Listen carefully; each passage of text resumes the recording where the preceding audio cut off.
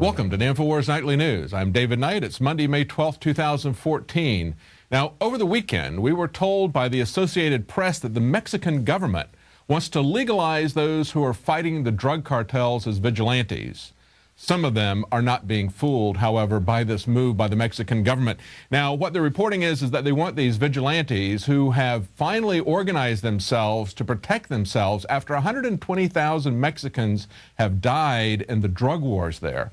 In one area, a couple of areas, they have organized themselves into vigilante groups. Now the Mexican government, who has failed to protect them whatsoever, has actually cooperated in its corruption with the drug cartels. Now the Mexican government is coming in and telling these vigilantes that they want them to register and become part of a, quote, rural police force and sign an agreement.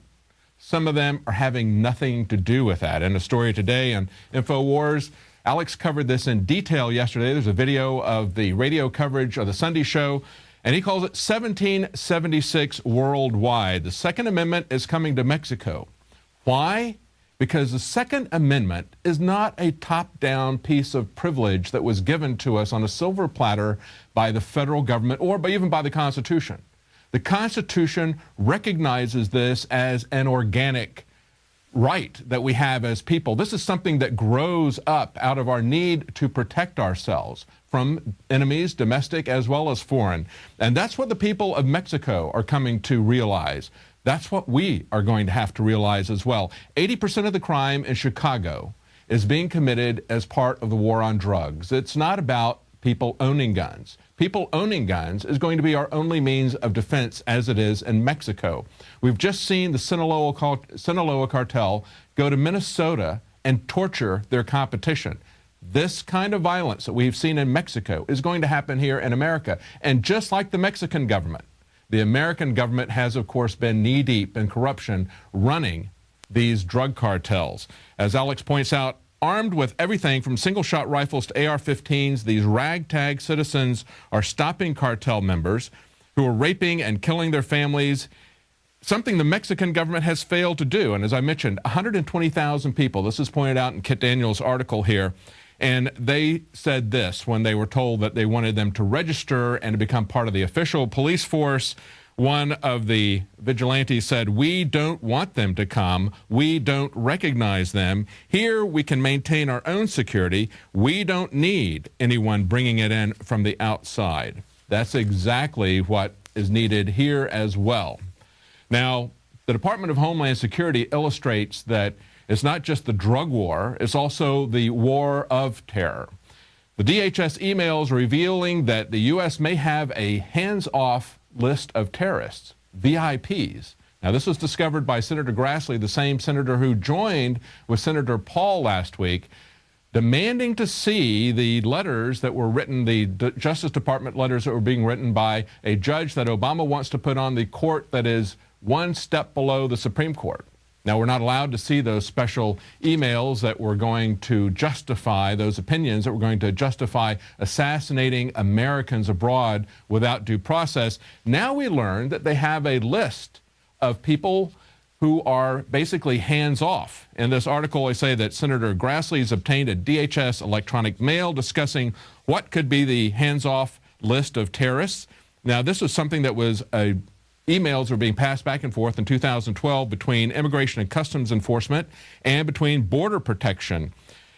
And they're admitting that there's an individual, and listen to the groups that he was a member of: the Muslim Brotherhood, Hamas, Hezbollah, and the Palestinian Islamic Jihad. Now, all of these are listed by our government as terrorist groups. And yet, even though this individual is on all these lists, they were supposed to leave him alone. The DHS emails reveal that this particular terrorism suspect had actually taken legal action against the U.S., presumably because the authorities had violated the hands-off policy. They said that he had sued Customs and Border Patrol twice in the past and that he was one of several hands-off passengers nationwide. Now, what happened was when they responded to this, it made Senator Grassley angry enough that he went public with these emails, and then he got the Customs and Border Patrol to reply. And this is what they did. They passed the buck off to some other people, the Department of Justice and the Terrorist Screening Center and the FBI. Okay, all of this is under the Attorney General, Eric Holder. the usual suspects. This is the way our government cooperates with the terrorists, the way our government cooperates with the drug cartels, the same as it does in Mexico. The only thing that will keep them in check is an informed and armed citizenry. Now, we look and see what they're doing to the internet. This is the next stroke of where they want to go. And of course, it's the net neutrality, but it's also taxes. As Ronald Reagan pointed out, if it moves, tax it. If it keeps moving, regulate it. And if it stops moving, subsidize it. Well, they're already going to start with new taxes on the internet. We see from an article by Kurt Nimmo, Killing the Internet, a blizzard of new taxes are in the wings. He looks at a story from the Wall Street Journal. He says, in just a few months, the newspaper is reporting, customers may begin receiving notices from their internet providers that new taxes are on the way. And he says this is in spite of the fact that everyone in Congress says that they oppose these new taxes. But what's pushing it are lobbyists for giant retailers as well as states who want to tax our sales online. And what they're going to do is they're going to fight against the extension of the Internet Tax Freedom Act, which since 1998 has forbidden bit taxes, bandwidth taxes, and email taxes. And so that's, if it's moving, which the internet is moving and working, well, let's tax it. And then let's also, if it's still moving, let's regulate it to death so that it doesn't move. Here's an example of somebody pointing out what's going to happen with net neutrality. And this is from TechDirt. We have it up on INFOWARS.com. Web hosts protest the FCC's net neutrality proposal by limiting the FCC's access to just 28.8K bits per second. Now, that speed, if you remember way back, 56K is what a dial-up modem is. Okay, so this is half the speed of a dial-up modem. And what they're trying to do is point out that if you can slow down some people, you can essentially stop the internet. That's essentially the same as shutting down entire website systems if you put them on slow speed. A venture capitalist, Brad Feld, suggested that one great way to make everybody understand the issue of net neutrality would be have internet companies demo a slow lane. So they might have slow speed as well as fast speed. But I can tell you from being in some remote rural areas, I already know how that feels. And if it's too slow, of course, you're not going to use it. And people are already used to fast internet. So what did another internet service provider do? Well, one web hosting company, NeoCities, has taken the FCC's IP block and they rate limited the traffic from the FCC to NeoCities' site down to the equivalent of an old dial-up modem. Actually, it's about half the speed of a dial-up modem. I think that's a great point. Now, of course, they're trying to kill the internet because it works, because it's free speech. So they want to tax it. They want to regulate it to stop it from moving. But when you take something like Obamacare that was dead on arrival, what do they do with it? Well, like Reagan said, they subsidize it. $474 million for 4 failed Obamacare exchanges, reports Politico. They say nearly $500 million in federal money has been spent developing 4 state Obamacare exchanges that are now in shambles. Now, those 4 states are Massachusetts, Oregon, Nevada, and Maryland, heavily democratically controlled. Even as Massachusetts is ditching the Romneycare health exchange, their totals, they point out, are just a fraction of the $4.7 billion that the nonpartisan Kaiser Family Foundation calculates the federal government has approved for states since 2011 to help them get their exchanges up and running. And what are they doing? Well, for example, Oregon has decided. So what has Oregon decided to do? They're going to go with healthcare.gov. Maybe they haven't seen the memo that that doesn't work. But we see over and over again in these states that we see big Democrat politicians blaming the contractors. For example, in Oregon, we've got Peter DeFazio blaming Oracle. In Nevada, we see Harry Reid is blaming Xerox. And of course, that's the point of all these exchanges, is to show that the market fails and we have to go to a single-payer system in spite of all the subsidies.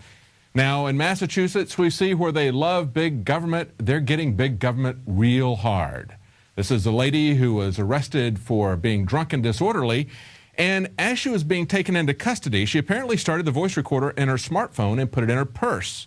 She was taken to police headquarters for booking, and when the officers went through her purse, they found the phone was actively recording the entire process. So now she's been charged with unlawful wiretapping, far more serious than a drunken disorderly charge. That's what happens when you hate freedom. And of course, it was Massachusetts where mandatory health care started, with Mitt Romney and Ted Kennedy, a bipartisan effort to reward the insurance companies. Now, of course, they don't like people filming them in Massachusetts and other statist areas. What will the Danish people, the Danish police, say about the Bilderberg conference? How are we going to be received? Because INFOWARS reporters are going to be there on the ground filming what's going on. And something, in the words of Macbeth, something is really going to be rotten in Denmark when Bilderberg gets there. As Paul Joseph Watson points out in his article, in 2014, former NATO Secretary General and Bilderberg member admitted that Bilderberg attendees are mandated to implement the policy decisions that are made there.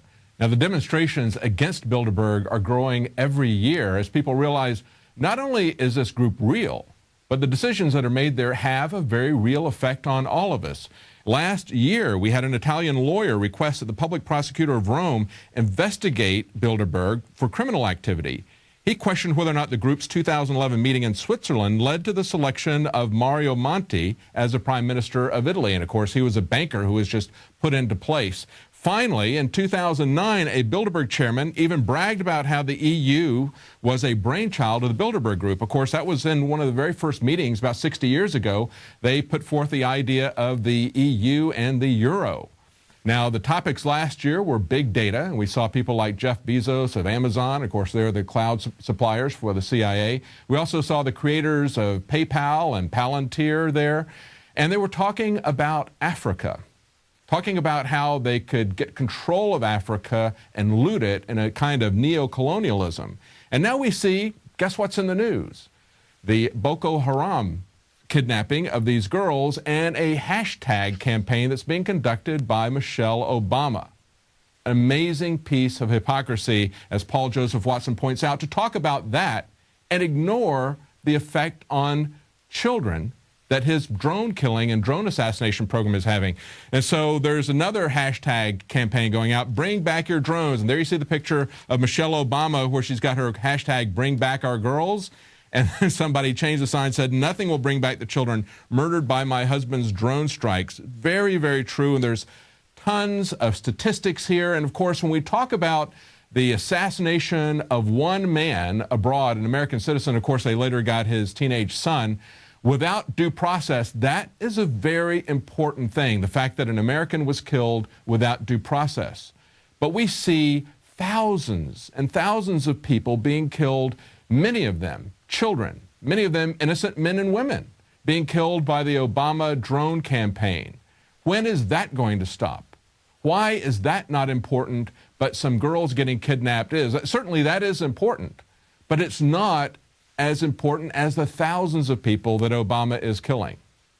Well, as we come back, we're going to have a report from Leanne McAdoo, and the occult is actually literally getting in your face with vampire facials. Stay with us. Just when you thought occult worship couldn't get more mainstream, the Illuminati's media is now actively promoting the use of young blood in the quest to live forever. Well, scientists have apparently found a way to reverse the effects of aging. Now, this one sounds like something out of the movies, but young blood could be the key to reversing aging. Some are calling it vampire therapy. Others see it potentially as the fountain of youth. It was something a cross between vampire and Frankenstein, where they took two animals and they hooked their blood supply together for 4 weeks, called parabiosis.